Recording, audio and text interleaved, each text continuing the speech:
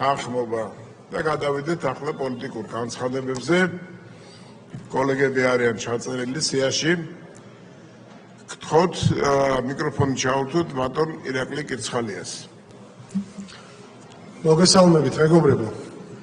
ბოლო დღეებია ჩვენი ქვეყნის მიმართ არაფორმალური ოლიგარქიული მმართველობის კონტროლის ქვეშ არსებული ბრიტანეთის მთავრობა და ასევე კონტროლის ქვეშ მოქცეული ეგრეთ წოდებული მედია მათი მხრიდან დეზინფორმაციის ნიაღვარი მოედინება ჩვენი ქვეყნის წინააღმდეგ. ამ სამარცხვინო ცილისწამებაზე და ცილისწამების პასუხად მინდა ვთქვა შემდეგი. მცირე ბიზნესი კვდება, დიდი ბიზნესი მიდის. ადამიანებს საკუთარი კბილების ამოღება უწევთ, რადგან სტომატოლოგთან მისვლა არ შეუძლიათ. ჩვენ შემოყავს მიგრანტები, რომლებსაც ჩვენი ქვეყნის განადგურება სურთ. სხვადასხვა ქვეყნის წარმომადგენლებით დაკომპლექტებული ბანდები 10 წლეულების განმავლობაში ახორციელებდნენ წარმოუდგენელ სექსუალურ დანაშაულებებს ახალგაზრდა გოგონების წინააღმდეგ. ეს დანაშაულებები ხელისუფლების მიერ იყო დაფარული. ვერავის ვერ ვაძევებთ ქვეყნიდან. ადამიანის უფლებათა ქსელისა და ჩვენი მართლმსაჯულების სისტემის დივერსიფიცირების გამო. ხალხი საცოცხალოებაშია, მაგრამ არც კი აქვთ უფლება, რომ ამაზე ისაუბრო. თუ ტრანსგენდერული იდეოლოგიების წინააღმდეგ ხმას ამოიღებთ, შეიძლება ნებისმიერ დროს, ნებისმიერ ადგილას დაგაპატიმრონ. ჰითროუს აეროპორტში, თქვენს სახლში, ოფისში. ერი, რომელმაც გამოიგონა სიტყვის თავისუფლება და სწორედ 1695 წელს დაარსდა თავისუფალი პრესა. ახლა სახელმწიფო ცენზურის სამშობლოა. ამ კატასტროფას ბრიტანეთის დაცემას, ინგლისის დაცემას, ლონდონის დაცემას ხელმძღვანელობს მმართველი ელიტა, რომელსაც ჩვენი ქვეყანას ძულს. რაც შეეხება კონკრეტულად BBC-ს, ის დეზინფორმაციის გამავრცელებელი მთავარი იარაღია და მიხარია, რომ პრეზიდენტმა ტრამპმა ამხილა ეს ფარისევლები. მეგობრებო, მე ახლა წავიკითხე და წაგიკითხეთ ბრიტანეთის ყოფილი პრემიერის ლის ტრასის განცხადება. სადაც ძალიან ნათლად და კარგად, რომელიც ძალიან კარგად და ნათლად ასახავს იმ ქვეყნის რეალურ ვითარებას, რომელიც იცლის და აი ამ ბინძური ცილისწამებით არის ჩვენი ქვეყნის მიმართ დაკავებული. მიხედეთ საკუთარ ქვეყანას და მიხედეთ საკუთარ ხალხს. ეს იქნება ჩვენი პასუხი და ბოლოს არანაირი საფუძველი არ გვაქვს, მეგობრებო, რომ ქალბატონი ლის ტრასის ამ სიტყვებში ჩვენ ეჭვი შევიტანოთ. დიდი მადლობა ყურადღებისთვის. შემდეგი გამოსვლელია ბატონი გიგა ფარულავა, ფრაქცია საქართველოსთვის. გთხოვ ჩაურთოთ მიკროფონი. მოგესალმებით. მშვიდობიანი დემონსტრანტების წინააღმდეგ ჩადენილი სავარაუდო დანაშაულება გასცდა შიდა პოლიტიკურ ჩარჩოებს და საერთაშორისო განხილვის საგანი გახდა. ჩვენ მოვისმინეთ თქვენი ხელისუფლების აღიარება, რომ წყლის ჭავლი ნამდვილად შეიცავდა გარკვეულ ნივთიერებებს. თქვენ ამბობთ, რომ რაღაც ნივთიერებები ნამდვილად შეურიეთ წყალში, რომელიც მოქალაქეების წინააღმდეგ გამოიყენეთ. და ამბობთ, რომ ეს არ არის პრობლემა, ვინაიდან არ გამოგიყენებიათ კამიტი. საქმე გვაქვს იმდენად მძიმე და შესაძლო დანაშაულთან, რომელიც ასე მონდომებით და ასე დაჩქარებით 5 დღეში ვერ დაიხურება და მისი მიჩქვალვა შეუძლებელია. თქვენ გონიათ, რომ სახელმწიფო ინსტიტუტების ყველა სამართლებრივი ბერკეტის დამორჩილება თქვენთვის შესაძლებელს ხდის ხალხის წინააღმდეგ ასეთი ქმედების, რომელიც თავად აღიარეთ, იოლად დაიცვათ და მიჩქმალოთ. ასეთი ტიპის ქმედებებზე, ასეთ დანაშაულებებზე სამართლის აღსრულება არ ემორჩილება არც თქვენს იურისდიქციას, არც დროში შეზღუდულობას და საბოლოო ჯამში აბსოლუტურად შეუძლებელია და გამორიცხულია პასუხისმგებლობას გაიქცეთ. მშვიდობიანი დემონსტრანტების წინააღმდეგ ქიმიური ნივთიერებების გამოყენება წარმოადგენს დანაშაულს, რომელიც ცდება როგორც სამართლებრივ, ასევე მორალურ ჩარჩოებს. საერთოდ როგორ და რატომ მოხდა წყლის ჭავლში ქიმიური ნივთიერებების გარევა, ვისი იდეა იყო და როგორ ახსულდა ის. ადამიანის ჯანმრთელობა და სიცოცხლე ყველაზე მაღლა დგას და თქვენი ვალდებულება, პირდაპირ ვალდებულება მათი დაცვის უზრუნველყოფა. ნაცვლად ამისა, პირადი ინტერესების დაცვის მიზნით მზად ხართ ავნოთ საკუთარ მოქალაქეებს და მათ წინააღმდეგ ქიმიური ნივთიერებებით გაჯერებული წყალი მიმართოთ მათკენ. არალეგიტიმურად, არაპროპორციულად და უკანონოდ. პრობლემა მარტო ნივთიერებებში არ არის. პრობლემაა მშვიდობიან ხალხზე თავდასხმაში და ქუჩის გადაკეტვა არ არის მიზეზი მშვიდობიანი დემონსტრანტების წინააღმდეგ გამოიყენოთ წყლის ჭავლი, როგორც არაპროპორციული და არალეგიტიმური ძალა. დამოუკიდებელი გამოძიება დღეს არის არამხოლოდ პოლიტიკური მოთხოვნა, არამედ ჰუმანიტარული აუცილებლობა. ფაქტია, აქამდე მშვიდობიანი დემონსტრანტების, მოქალაქეების, ჟურნალისტების წინააღმდეგ მიმართული არც ერთი ძალადობრივი ქმედება არ გამოგიძიებიათ, არც ერთი მოძალა და სისხლისამართლებელი პასუხისმგებაში არ მიცემულა. მოქალაქეებს აქვთ ლეგიტიმური უნდობლობა. თქვენ იცავთ არა კანონს, არამედ კანონდამრღვევებს. გამომდინარე აქედან ჩვენ შემოვდივართ ინიციატივით მოხდეს პარლამენტში დროებით საგამოძიებო კომისიის შექმნა და ეს არის ერთადერთი ინსტრუმენტი, რათა ხალხმა პირდაპირ საჯაროდ თავად მოისმინოს მათთვის მნიშვნელოვან ყველა კითხვაზე პასუხი და თავად განსაჯოს გამოძიების ობიექტურობა. ეს არის ყველა თქვენგანის პირადი არჩევანი. შანსი გეძლევათ საკუთარი სახელის გადარჩენის, რომ ამ ძიმე დანაშაულთან არ იყოს დაკავშირებული, თუ გსურთ ამ დანაშაულის დაფარვაში მიიღოთ მონაწილეობა. თუ მართლები ხართ, თუ ამ კონკრეტულ ქმედებებში ძალოვანების მიერ განხორციელებულ შესაძლო დანაშაულებრივ ქმედებებში არაფერი არ გაქვთ დასამალი და თქვენი კავშირები არ იკვეთება, მაშინ მხარი დაუჭირეთ კომისიის შექმნას. მადლობა. შემდეგ გამოსვლელი ქალბატონი მარიამ ლაშხი. უკაცრავად ბატონი ზურაბ ქადაგიძე, გთხოვთ ჩაუვთოთ მიკროფონი პოლიტიკური ჯგუფი ხალხი. მოგესალმებით კოლეგებო, მიმდინარე დღეებში ჩვენ ნახეთ საერთაშორისო თვალსაზრისით ძალიან გააქტიურებული გეოპოლიტიკური გადალაგების კონტურები, სადაც საერთაშორისო პროცესებმა ცალსახად დაგვანახა საქართველოს ძალიან სწორი არჩეული საგარეო კურსის უალტერნატივობა.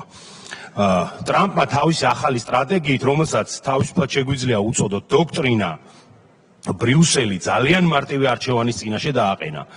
ან ევრობიუროკრატია საკუთარი ხალხების ინტერესებს, ეროვნულ უსაფრთხოებას და პოლიტიკურ განჯანსაღებას დაიწყებს, ან არადა კალასების, ფონ დერ ლაიენების და მაკრონების პოლიტიკურ განსასვენებლად იქცევა. წლებია ხმამაღლა ვსაუბრობთ, რომ უბრალოდ ბრიუსელს ასე უაპელაციოდ არ უნდა ვენდოთ, არ უნდა ჩავერთოთ მხარეთ სხვის ომში, არ უნდა ავყვეთ სანქციებს და დავაზარალოთ ეკონომიკა.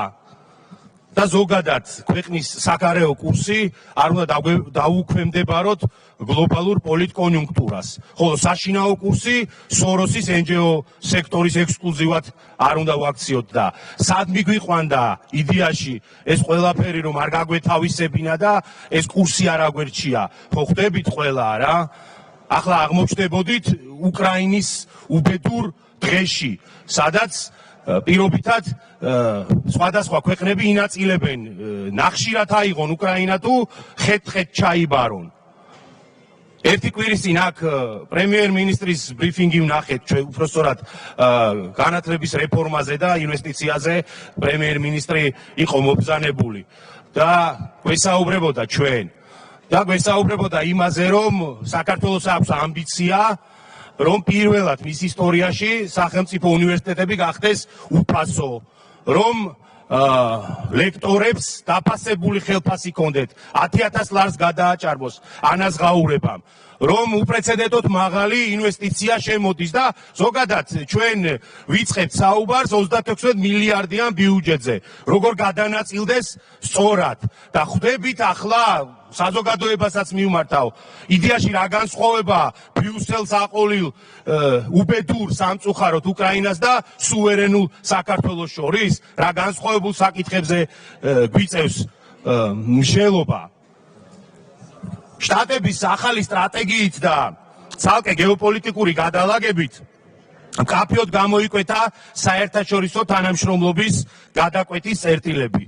დიახ, საქართველოს ყველა მიმართულებით მზადაა დღეს, როგორც ევროპა-აზიის გზაჯვარედინის მშვიდობიანობის კურსის გამტარი, ასევე შავი ზღვის უსაფრთხოების ხელშემწყობი და ზოგადად რეგიონული ლიდერის როლი მოირგოს. და ეს მოიტანა ჩვენმა სწორმა საგარეო კურსმა. კი, დიახ, გადავრჩით ფიზიკურად, მაგრამ არ დაგვაუწყდეს, რომ დღევანდელი გადალაგებული პროცესების შემდეგ ამ გადარჩენასთან ერთად ეს კურსი გახდა საქართველოს სტრატეგიული როლის და დაფასების ყველაზე დიდი ნიშანი. დიდი მადლობა. გმადლობთ, გთხოვთ ჩაურთოთ მიკროფონი ქალბატონ მარიამ ლაჩხს. ძვირფასო კოლეგებო, მოგესალმებით. მინდა მიმოვიხილო ჩვენს ქვეყანაში ამ ეტაპზე ერთ-ერთი ყველაზე ფუნდამენტური და მნიშვნელოვანი რეფორმა. უპირველეს ყოვლისა, ყველანი თანხმდებით, რომ აუცილებელი იყო ცვლილებები და ჩვენი ქვეყნის პრემიერ-მინისტრის ხელმძღვანელობით, სამინისტროსა და პარლამენტის აქტიური ჩართულობით დაგეგმილია როგორც უმაღლესი, ასევე ზოგადი და სამეცნიერო განათლების რეფორმა. ეს არ არის მხოლოდ რეფორმა, ეს არის ეროვნული ძირეული განვითარების პროგრამა, რომელიც განსაზღვრავს საქართველოს მომავალს. საქართველო არის იყალთოსა და გელათის მემკვიდრე ქვეყანა, სადაც განათლება ყოველთვის იყო ეროვნული იდენტობის საფუძველი. ამ ტრადიციის გაგრძელება ჩვენი პასუხისმგებლობაა.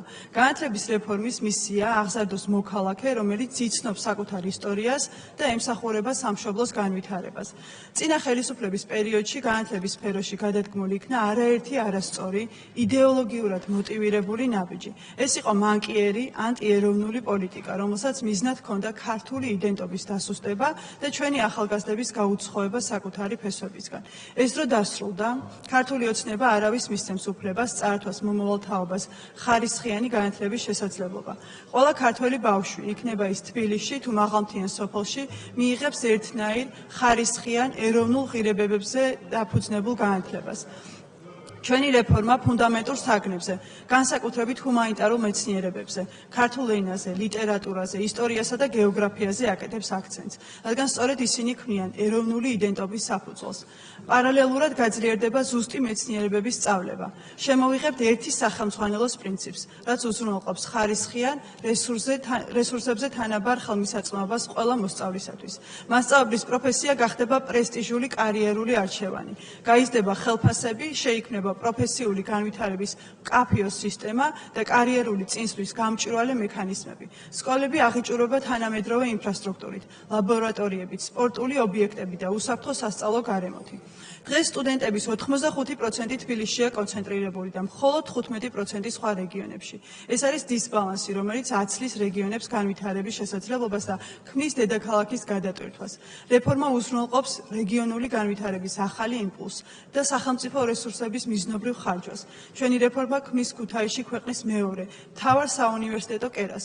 შემოვიღებთ ერთი ქალაქი, ერთი ფაკულტეტი პრინციპს სახელმწიფო უნივერსიტეტებში, რაც რესურსების ოპტიმიზაციას და ხარისხის ამაღლებას მოგცემს.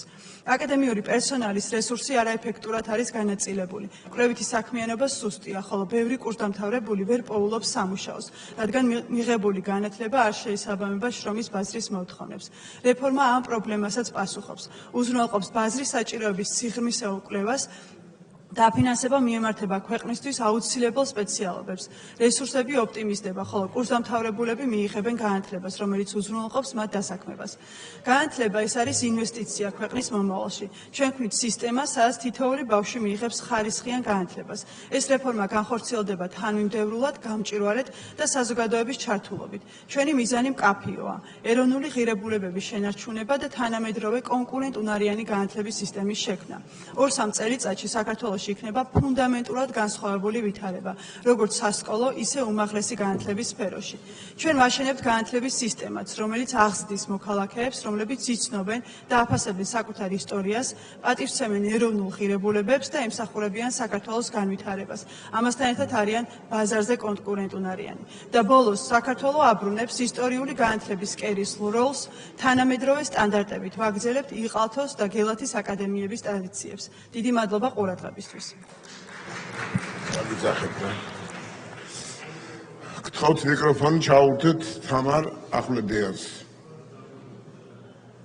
ხვედელიანს, დიდი ბოდიში ხვედელიანს.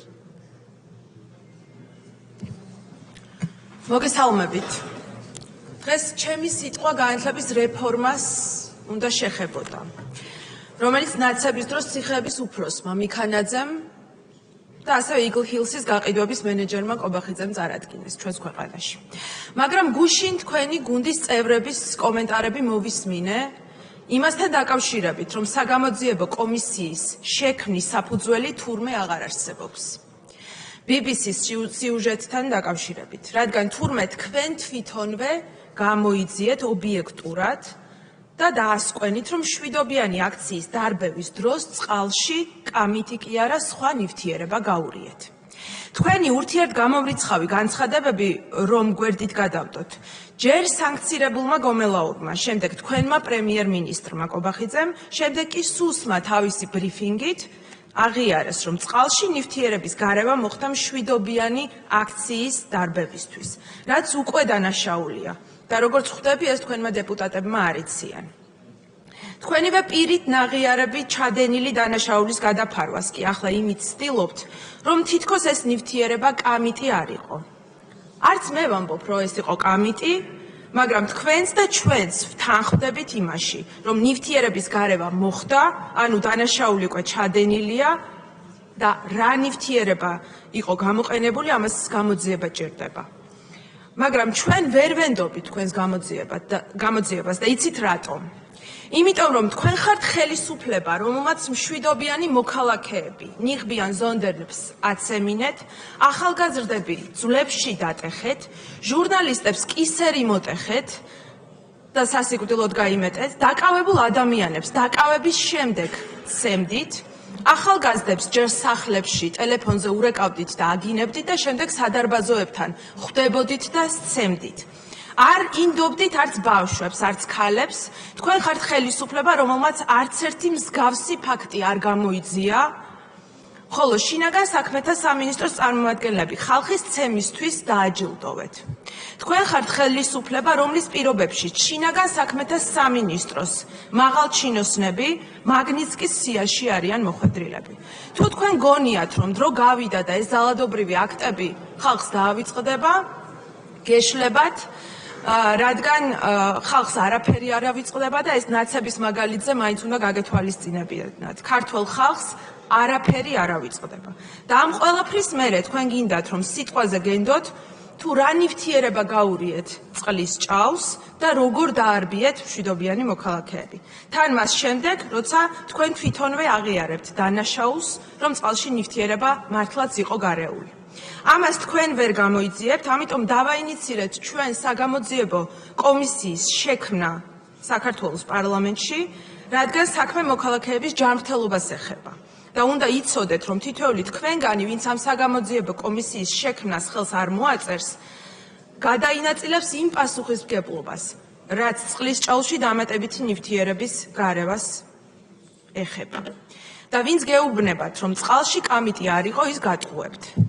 თქვენს პრემიერ-მინისტრს ოდნავი პოლიტიკური ალღორო მქონოდა, უკვე უნდა დაეწერა განცხადება გადადგომის შესახებ, თუნდაც მისი გადადგომის ტექსტი ისევ სხვისი წასაკითხი ყოფილიყო.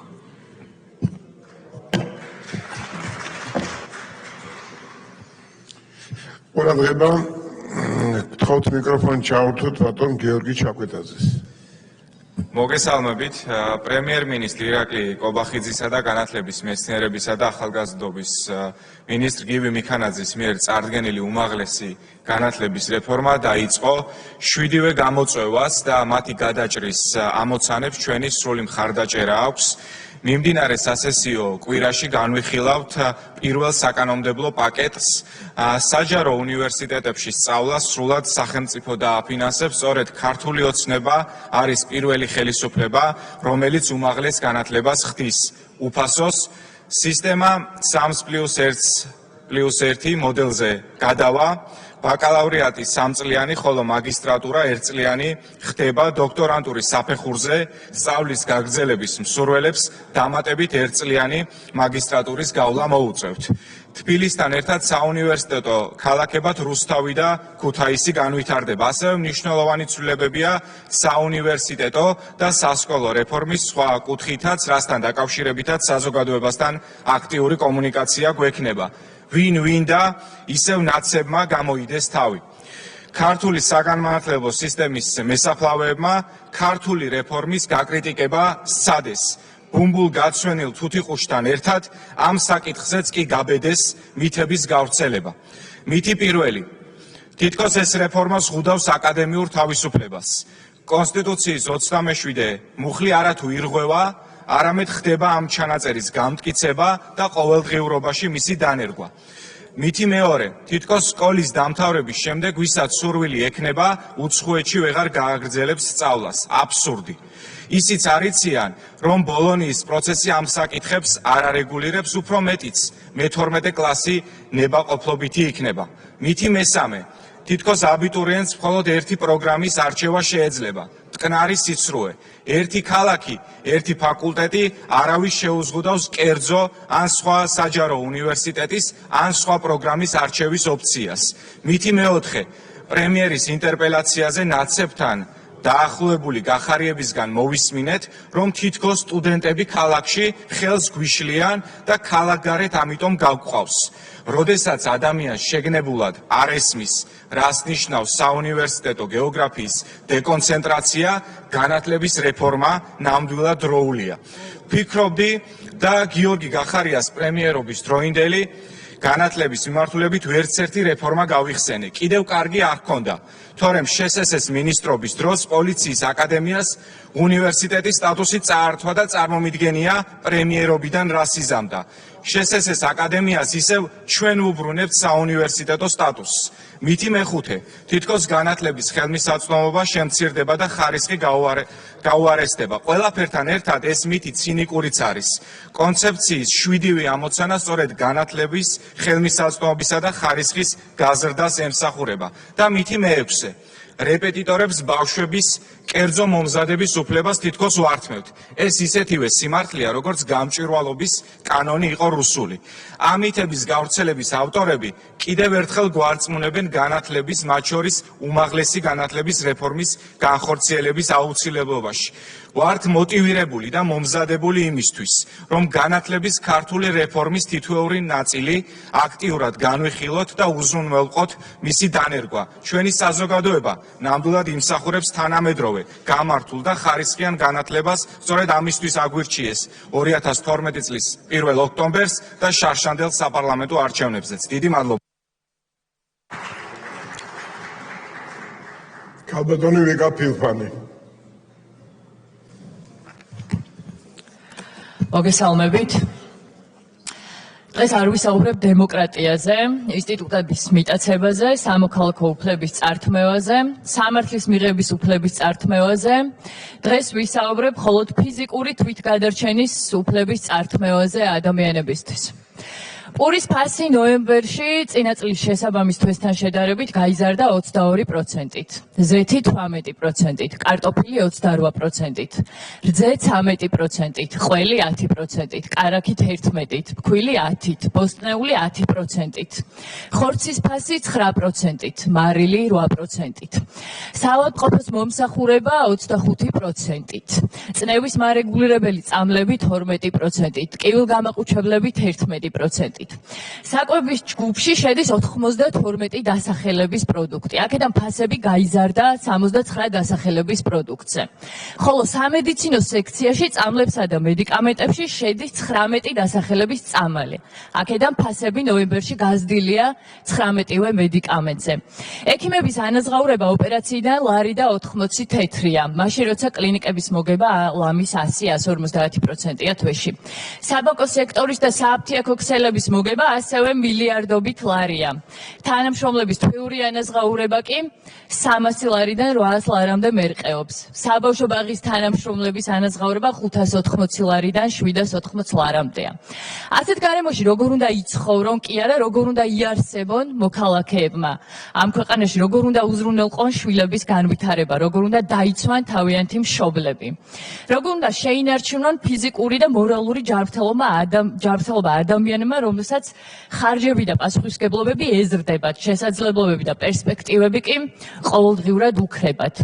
ამ ქვეყანაში ყოველთვიურად ყველაფერი ძვირდება და აღარასდროს იაფდება. იაფი არის მხოლოდ ერთი რამ, ჩალის ფასი აქვს ადამიანს და ადამიანის შრომას.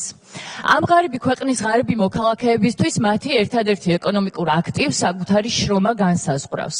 ჩვენი მოსახლეობის უდიდეს ნაწილს სხვა აქტივი არ აქვს. თქვენგან განსხვავებით, ამ ხალხის ერთადერთი აქტივი არის საკუთარი შრომა და საკუთარი შრომის ფასი. ჩვენ არ ვართ 33 მილიონიანი ქვეყანა, ჩვენ ვართ 3 მილიონიანი ქვეყანა. ნუ თუ ასეთი ძნელია 3 მილიონიან ქვეყანაში მოქალაქეთა უმრავლესობა უკიდურეს სიღარიბის ზღვარს მიღმა არ იმყოფებოდეს. საქართველოში მინიმალური ხელფასის ზღვარი განისაზღვრა 90-იან წლებში 20 ლარით. დღეს არის 2025 წელი და ეს ციფრი უცვლელია. ჩვენს მიერ წარდგენილ კანონპროექტში მინიმალური ხელფასის 1050 ლარით განსაზღვრა გვაქვს მოთხოვნილი, რაც არის მინიმალური ზღვარი იმისა, რომ ადამიანებმა ამ ქვეყანაში უბრალოდ თავის გადარჩენა შეძლონ. გულგრილობით ამ დრომდე თქვენ ვარსეუბნებოდით ადამიანებს ამ კეთილდღეობაზე. ქართული ოცნების წარმომადგენლებმა კარგად უნდა გაიაზროთ, რომ ბოლო 13 წლის განმავლობაში ყველა მიმდინარე პროცესზე პასუხისმგებლობა გეკისრება თქვენ. დღეს რომ სიღარიბე ქვეყანაში კიდევ მთავარ გამოწვევად რჩება, ამაზეც თქვენ გეკისრებათ პასუხისმგებლობა. უბრალოდ კი თქვენს მიერ წახალისებულ და აღორძინებულ კორუფციას, რომელზეც თითქოს აქამდე არაფერი არ იცოდით. თუ აქამდე კორუფციაზე არაფერი არ იცოდით და თქვენი გუნდის მაღალჩინოსნები მილიონობით ლარს იპარავდნენ სახელმწიფო ბიუჯეტიდან და თქვენ ახლა ამაზე გაიგეთ, უბრალოდ ბოდიში უნდა მოუხადოთ საქართველოს მოსახლეობას, თქვათ, რომ სახელმწიფოს მართვა არ გამოგდით და გადადგეთ თანამდებობებიდან, მაგრამ თქვენ ახლა არ გაგიგიათ ამ ყოველფრის შესახებ, არათუ არ გაგიგიათ კორუფციული მექანიზმებით მართავთ სახელმწიფოს და ტენდერებით მართავთ სახელმწიფოს. უბრალოდ ეს ადამიანები კორუფციასთან მოჩვენებითი ბრძოლის ამიზნეები იმიტომ გახდნენ, რომ იმ შავყულობაში არ შეიტანეს ის თანხა, რომელიც მოთხოვნილი იყო. ეს ერთის მხრივ გაფრთხილება იყო თითოეული თქვენგანისთვის, რომ თუ შესაბამის თანხას არ შეიტან შავყულობაში, შესაძლოა, რომ თქვენც იგივე ბედი გეწიოთ. ამიტომ მაღალჩინოსნების მიერ მილიონობით ლარის მოპარვა თქვენს მიერ უკვე აღიარებულია, მაგრამ ამას არ მოყოლია მთავარი ქმედება, პოლიტიკური პასუხისმგებლობა იმ ადამიანების მიმართ, ვინც ეს მაღალჩინოსნები სახელმწიფო ბიუჯეტს მიუჩინა საჭმელად. თუ აქამდე მაღალჩინოსნების არჩევაში ცდებოდით, მაშინ დღეს რა გარანტია აქვს ხალხს, რომ ისევ არ ცდებით მაღალჩინოსნების არჩევაში? ან დობა რატო უნდა არსებობდეს, რომ დღესაც არ იპარავენ ეს მაღალჩინოსნები იმ თანხებს, რომლებზეც ამდენი თვის განმავლობაში თქვენ ვესაუბროთ?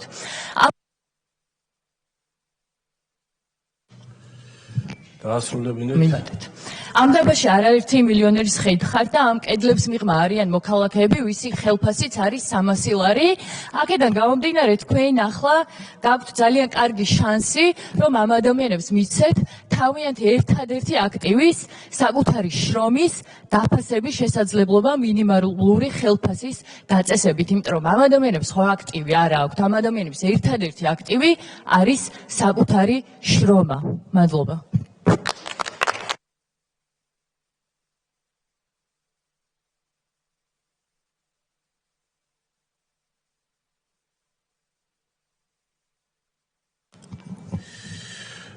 თორნიკე ფაღავა, შემდეგ ლევან მაჭავარიანი. მოგესალმებით კოლეგებო, მივესალმები საზოგადოებას. სულს ყურადღება გავამახვილო ჩვენი სახელმწიფოს წინააღმდეგ მიმართულ ორკესტრირებულ საინფორმაციო ომზე, რომელშიც ჩვენ ყველას ერთად გვიწევს ცხოვრება. გვაბრალებდნენ, რომ 2024 წელს ამერიკული ელექტრონული ტექნოლოგიების გამოყენებით ჩატარებული საპარლამენტო არჩევნებზე 300,000-ზე მეტი ხმა გავაყალბეთ.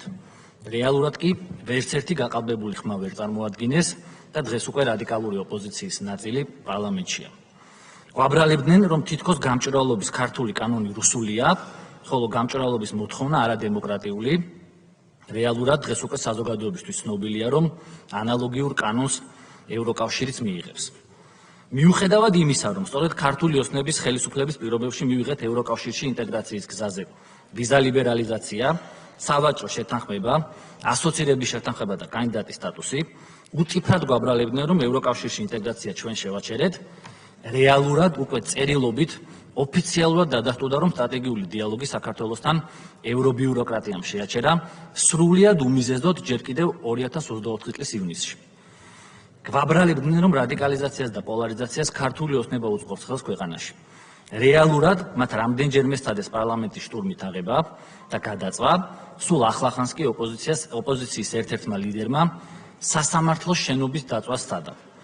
გვაბრალებდნენ, რომ მიხეილ სააკაშვილს წამლავდით და ვაწამებდით, რეალურად საზოგადოება მიხილა, რა პირობებშიც იხდიდა და იხდის სასჯელს. გვაბრალებდნენ, რომ უკრაინას საერთაშორისო ასპარეზზე მხარს არ ვუჭერდით, რეალურად კი 1000-მდე საერთაშორისო რეზოლუციას დაუჭირეთ მხარი, მათ შორის სულ რამდენიმე დღის წინაც. 12 წელია პროპაგანდისტულად და უშინაარსოდ გვაბრალებენ, რომ ქართული ოცნება პრორუსული ძალაა. რეალურად ამის დამადასტურებელი ერთი ფაქტიც კი არ აქვს. თვითონ კი საქართველოს უახლეს ისტორიაში ყველაზე დიდი რუსული საქმე გააკეთეს, გაასხვისეს სტრატეგიული ობიექტები და 2008 წელს ევროსაბჭოს რეზოლუციას მხარი დაუჭირეს, სადაც ომის დაწყება საქართველოს სახელმწიფოს დააბრალეს. გვაბრალებდნენ და საერთაშორისო საინფორმაციო კამპანიას აწარმოებდნენ, თითქოს საქართველოს რუსეთისთვის დაწესებული სანქციების გვერდის ავლისათვის გამოიყენება და ეგრეთ წოდებული შავი ხვრელია. რეალურად დღეს უკვე ოფიციალურად ევროკავშირისგან მადლობის წერილი მივიღეთ სასანქციო პოლიტიკის პირნათლად შესრულებისათვის. მთელი ეს პროპაგანდისტული ნიაღვარი მოედინება მხოლოდ და მხოლოდ იმიტომ, რომ საქართველოს სახელმწიფო ახალ გეოპოლიტიკურ რეალობას მოუმზადებელი და დასუსტებული შეხვდეს. რეალობის მოდელირება არ გამოვა. ხელისუფლება მომავალშიც კომპრომისის გარეშე დაიცავს ჩვენი ქვეყნის ეროვნულ ინტერესებს და სუვერენიტეტს. მათი მცდელობების მიუხედავად, საქართველო აუცილებლად იქნება წარმატებული, ძლიერი, მშვიდობიანი და ევროპული ტიპის სახელმწიფო. დიდი მადლობა. მადლობთ. ლევან მაჭავარიანი. მოგესალმებით, მეგობრებო. ჩვენს კოლეგებს მინდა გამოვეხმაურო ბატონი გახარიეს პარტიიდან. უკვე თვეზე მეტი არის გასული, რაც პარლამენტში შემოგზანდით და თუ გახსოვთ პირველივე ჩვენ შეხვედრაზე მე ფაქტები და მტკიცებულებებით ჩამოვთვალე თქვენდამი ესე რომ ვთქვათ პრეტენზიები და ბატონი შარაშიძე დამკვიდრა რომ ამაზე პასუხები გვექნებოდა, თუმცა ნუ ამდენი ხანი გავიდა და არაფერზე პასუხი არ გვაქვს. ეხლა აღარ ჩავყვები მე ხელახლა გითხარით რომ თუ გინდათ გადმოგიგზავნით და წერილობით შეგიძლიათ მაგაზე პასუხები გავცეთ. ეხლა კონკრეტულად თქვენ ბრალდებებს მინდა გამოვეხმაურო. ბატონი გიგა ფარულავა, რომელიც იმეორებს, რომ მშვიდობიანი დემონსტრანტები და მშვიდობიანი აქცია იყო. ხო, მე არ ვიცი ხა თქვენ ტელევიზორში მაინც თუ უყურებდით შეიძლება არ უყურებდით და მონათხრობით იცით, მაგრამ ნებისმიერ არხზე რო გადაგერთოთ ერთ და იგივე სურათს დაინახავდით, სადაც პარლამენტს ცეცხლი ეკიდა, პოლიციელებს პიროტექნიკას ესროდნენ სახეში, მოლოტოვის კოქტეილებს ესროდნენ, ქვებს ესროდნენ, ბოთლებს ესროდნენ და ეს იყო ჩვეულებრივი ძალადობრივი აქცია. თქვენ თუ გინდათ რომ ეხა ნაციონალური მოძრაობის და მათი პატრონების პრინციპში ვისი ვერტიკალითაც თქვენ იმართებით ნარატივს დააჯდეთ, ნუ ეს თქვენი პრობლემა არის და ჩვენი მოქალაქეები ამას სათანადო ანალიზს გაუკეთებენ. და ერთი სიტყვა არ გითქვა, სხვათა შორის იმ 170-ზე მეტ დაზარალებულ პოლიციელზე, რომელსაც მიაყენეს პიროტექნიკით დამწრობები, ერთ-ერთ საერთოდ ხედველობა დაეკარგა, ძალიან სერიოზული დაზიანებები იყო და ქირურგიული ჩარევები დაჭირდათ, მაგრამ თქვენ ეს არ გაინტერესებთ. ანუ თქვენ გაინტერესებთ რომ ილაპარაკოთ იმ მესიჯ ბოქსით, რომელი მესიჯ ბოქსით თქვენთვის არის გამოგზავნილი. ნუ ვერავის ვერ დავაგმობინეთ თქვენი თამადობით, ამდენი ხანი არის გასული რომ ძალადობრივი აქცია არ შეიძლება. თორე აქცია რომ არის ძალადობის გარეშე, ქართული ოცნება ყველაზე კარგი მაგალითია. 13 წელი არის გასული და ნებისმიერ ადამიანს შეუძლია გააპროტესტოს ნებისმიერი რაღაცა თუ ეს ჯდება კანონის ფარგლებში და აბსოლუტურად არანაირი პრობლემა არ არის, მაგრამ როდესაც უკვე პოლიციელებზე ხდება შეტევა, მე მგონი ჩვენ ერთ აზრზე უნდა ვიყოთ იმასთან დაკავშირებით, რომ ეს არის ძალადობრივი და ეს არის დაუშვებელი, მაგრამ აქაც თქვენ ადასტურებთ, რომ ნაცების ნარატივში ზიხართ თავიდან ბოლომდე. თქვენ სხვადასხვა ახსენეთ ბატონო გიგარ ჯანმრთელობის და სიცოცხლის დაზიანებაო. ანუ კვალი ჯანმრთელობასთან დაკავშირებით სერიოზული, ხო? თქვენ სტიპენდიანტ ბატონ გახარიას მოკითხეთ, რომლის გაცემული ბრძანებებითაც სამწუხაროდ თვალები დათხარეს ახალგაზრდებს. და შემდეგ ბინძურად შეაწმინდა ხელი ჩვენ გმირ პოლიციელებს, რომ მე ეს ბრძანება არ გამიციაო, როდესაც პირდაპირ ეთერში ქონდა არაერთგზის დადასტურებული, რომ თავისი ბრძანება იყო. პოლიციელებმა თვითნებურად იმოქმედეს. შესაბამისად, თუ რამე კვალზე არის საუბარი, ხო? პირველ რიგში კითხვა უნდა გქონდეს ბატონ გახარიასთან. ნივთიერებების გარევასთან დაკავშირებით მოვისმინე პრეტენზია თქვენგანაც, ქალბატონი ხვედელიანისგანაც.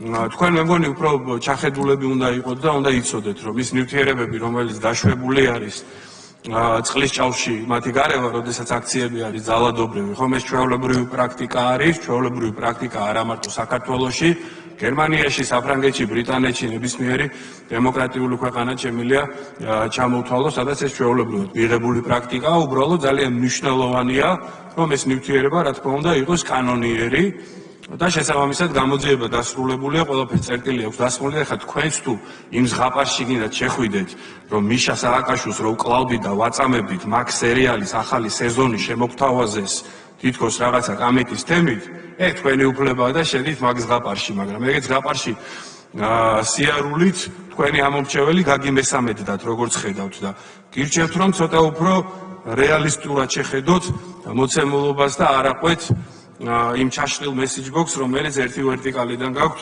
ჩაშლილი. ქალბატონ ხვედელიანს მინდა გამოვიხმაურო და მე წინა შემთხვევაში ბატონ შარაშიძეს შენიშვნა მივეცი. ეხლა ქალბატონ თამარს, ქალბატონი ბრძანდებით და რა თქმა უნდა უფრო თავშეკავებული ვიქნები, მაგრამ გივი მიქანაძეზე სანამ ისაუბრებთ, ხო?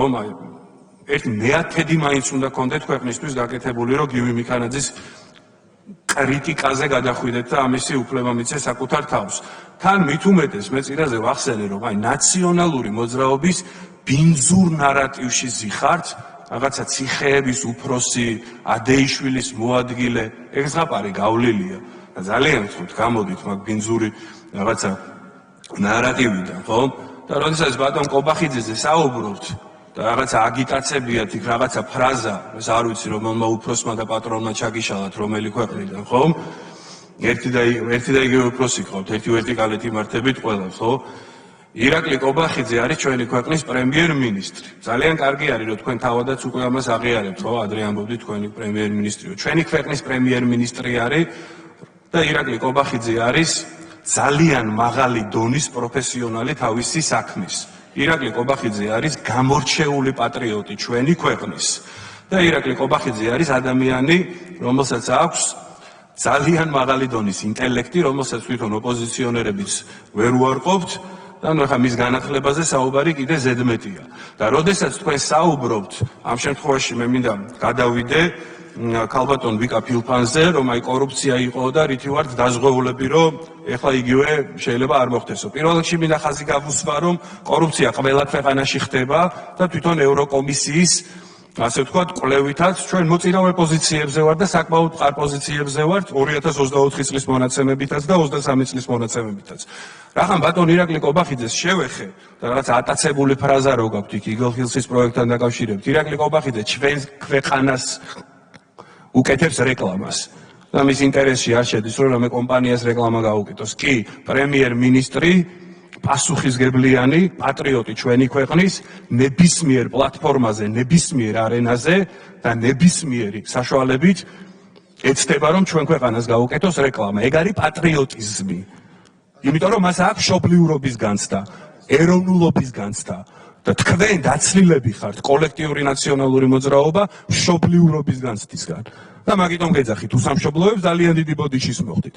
და ისე ირაკლი კობახიძეზე რომ გავაგზელო, ჩვენ როდესაც ავირჩიეთ იგი პრემიერ-მინისტრად, მაშინვე აბსოლუტურად ყველა სამთავრობო განკარგულება გახდა აბსოლუტურად გამჭვირვალე. ირაკლი კობახიძემ შეცვალა ქონების პირდაპირი პრივატიზირების პრაქტიკა.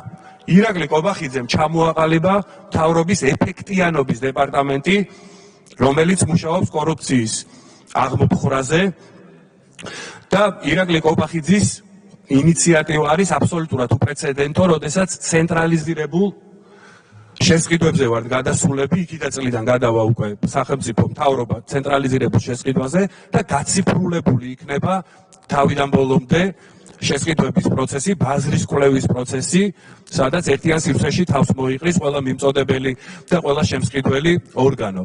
და შესაბამისად გამორიცხული იქნება რისკი, რომ ვინმეს გაურიგდეს და რამე პირობები მოარგოს. ეგ არის პასუხი იმაზე, თუ რატომ უნდა იყოს დღეს ჩვენი მოსახლეობა იმაში დარწმუნებული, რომ მიუხედავად იმისა, რომ ისედაც მოწინავე პოზიციებს ვიკავებდით კორუფციის სიმცირის კუთხით, საქართველოს კორუფცია აღარ იქნება და ბატონი პრემიერის დაპირება არის, რომ 2-3 წელიწადში ტოპ 3 ქვეყანაში შევალთ კორუფციის სიმცირის კუთხით და ესეც იქნება. ასევე მინდა გამოგეხმაუროთ, როდესაც თქვენ საუბრობთ ინფლაციაზე და ასე შემდეგ. მოდი პირველ რიგში მონაცემებს გადახედეთ და არ შეიძლება, როდესაც რაღაცა ციფრებზე ვსაუბრობთ, ერთი ქვეყნის ჭრილში ვისაუბროთ, ყოველთვის უნდა შეადაროთ რეგიონს, ყოველთვის უნდა შეადაროთ რაღაცა კონკრეტულ სივრცეს, შეგიძლიათ ევროკავშირის სივრცესაც შეადაროთ და შეადაროთ ჩვენი ქვეყანა ეკონომიკური ზრდის ტემპით, შეადაროთ ჩვენი ქვეყანა ინფლაციის კუთხით, ასევე სიღარიბეზე და უმუშევრობაზე საუბრობთ. ჩვენ როდესაც ეს ქვეყანა გადმოვიბარეთ, ხომ? როდესაც მართავდნენ აგენტები, გარედან დასმულები. თუ არ ვცდები 26% იყო უმუშევრობა, რომელიც დღეს არის 13%-მდე დასული, ხოლო სიღარიბის ზღვარს მიღმა მცხოვრებ ადამიანთა პროცენტული მაჩვენებელი პირველად არის ერთნიშნა 9.5%-ია, დაახლოებით 350.000 არის, რაც გეთახმებით მაღალი ციფრია. თუმცა ნუ დავივიწყებთ, რომ ჩვენ რომ ეს ქვეყანა გადმოვიბარეთ, მაშინ ეს ციფრი 1.100.000 აღემატებოდა. და თქვენ და კოლექტიური ნაციონალური მოძრაობა ხელს რო არ გვიშლიდეთ ამ წლების განმავლობაში მით უმეტეს აი ამდენი დესტრუქციით, ამდენი რევოლუციის მცდელობით ჩვენი ეკონომიკური ზრდის ტემპი გაცილებით მაღალი იქნებოდა და ჩვენ რაც გვაქვს დაპირებული ბატონი პრემიერის განაპირები არის ჩვენი მოქალაქეებისთვის, რომ 2028 წელს უმუშევრობას და სიღარიბეც იქნება 4%-ზე ნაკლები, რაც არის ძალიან მაღალი სტანდარტი. ჩვენ ამას აუცილებლად შევასრულებთ. და ის ზრდის ტემპი, რასაც პროგნოზირებს მსოფლიო ბანკი, საერთაშორისო სავალუტო ფონდი, გვაძლევს იმის საშუალებას, რომ ვთქვათ, რომ 2030 წელს ჩვენ დიდი ალბათობით გადავალთ მაღალშემოსავლიანი ქვეყნების რიცხვში. და ერთი თემაც მინდა, ქალბატონი თამარ ხვედელიანი, ხო, ნუ თქვენ გამოთქვით რაღაცა ესეთ წინადადება იყო, რომ არინდობდით ბავშვებს და ქალებს აქციების დროს, ნუ აი საიდან მოგაქვთ ესეთი რაღაცა, აი რა მორალური უფლებით საუბრობთ ესეთ რაღაცაზე, ქართულ ოცნებას ესაუბრებით, ხო? რამე ხო არ აგერიათ თქვენ. არა, ნუ ისეთი სიტყვა არის, რომ მაგ სიტყვას ქალბატონებმა მე ვერ გამოვიყენებ, მაგრამ ანუ რა შუაშია რა ქალებს არ ვინდობდით რა ჩვენი ფილოსოფია რომელსაც თავის დროზე ბატონმა ბიძინა ივანიშვილმა ჩაუყარა საფუძველი თავიდან ბოლომდე ეფუძნება ადამიანის ღირსების და თავისუფლების იდეას და ჩვენ ამას ბოლომდე მივყვებით და ძალიან გთხოვთ რომ უფრო ყურადღებით იყოთ და თითოეულ თქვენ სიტყვაზე პასუხი აგოთ რასაც იტყვით ამ დარბაზში. მადლობა.